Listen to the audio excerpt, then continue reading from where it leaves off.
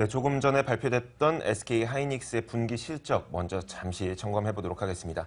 지난 4분기 영업이익이 7,848억 원을 기록했습니다. 전분기죠. 3분기보다 32.6%가량 조금 줄어든 모양이고요. 다만 그래도 작년도의 영업이익은 3조 3,800억 원을 기록하면서 사상 최대 실적을 기록한 것으로 나타났습니다. 자, 오늘 SK 하이닉스의 주가 흐름이 어떻게 될지 어제 시장에서 1.8%가량 하락했는데 단기적인 반등이라도 나와줬으면 좋겠다는 바람이 생깁니다.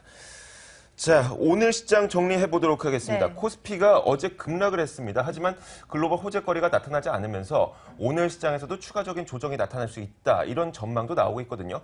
과연 어떤 전망이 좋을지 그리고 어떻게 흐름을 보일 것인지 전망해 보도록 하겠습니다. 현대증권 원주지점 박남열 팀장 연결돼 있습니다. 안녕하세요. 네, 안녕하십니까. 박남열입니다. 네, 안녕하십니까. 우선 어제 시장을 점검하기 전에요. SK 하이닉스 실적 나온 부분에 대해서 코멘트 좀 부탁드리겠습니다. 네, SK 하이닉스의 그 실적은 아마도 그 모든 전문가들이 상당히 좋을 거라는 예상을 다들 했을 겁니다. 따라서 오늘 SK 하이닉스는 당연히 실적에 비해서 주가의 어떤 모멘텀이 발휘하지 못했던 부분을 오늘 아마 반등의 여지가 분명히 나타날 것으로 판단하기 때문에 반도체 섹터에서는 하이닉스 완전 포트에 넣을 수 있는 그런 종목으로 판단합니다.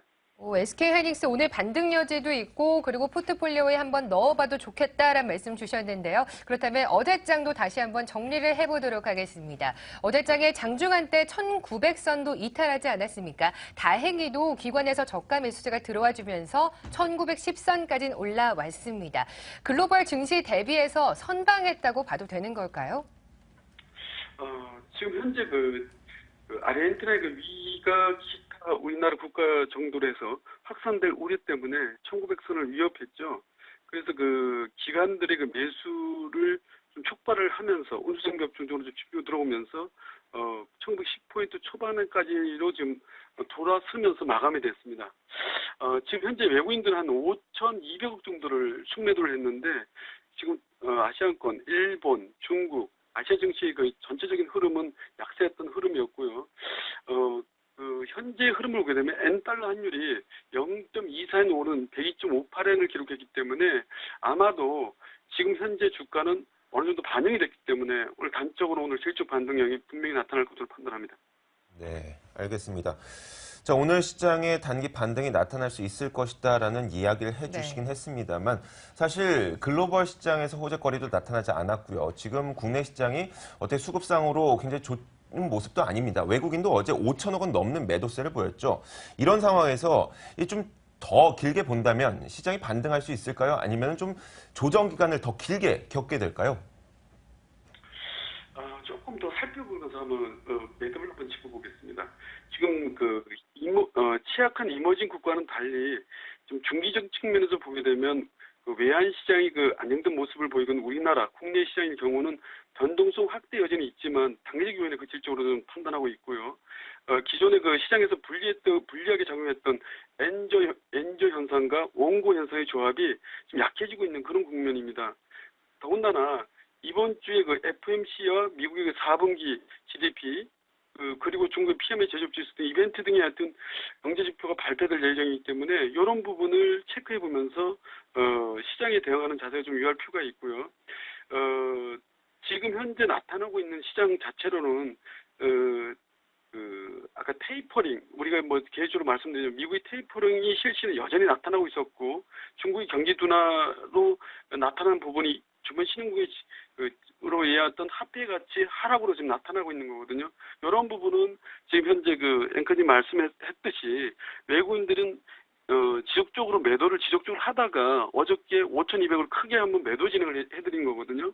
그렇다면 지금의 시장의 확대 국면이 아니라고 저는 판단합니다.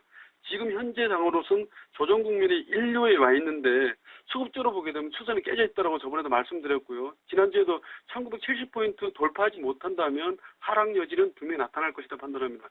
라고 말씀을 드렸고요. 만약에 하락 파동이 이뤄진다 그러면 1860포인트가 아마 지지선이 되지 않을까 이런 판단을 해봅니다. 따라서 어떤 섹터에서 보셔야 되냐면 보수적 대응을 하지만 실적 호전이 강력히 나타나는 반도체 장비 섹터와 모멘텀이 강하게 나타나는 종목 중심의 대응이 유효하다 이런 판단을 해보겠습니다. 네, 보수적인 접근은 유효하지만 실적 호전이 가능한 반도체 쪽엔 좀 더 집중을 해보자라고 말씀 주셨거든요. 어떤 종목들일까요?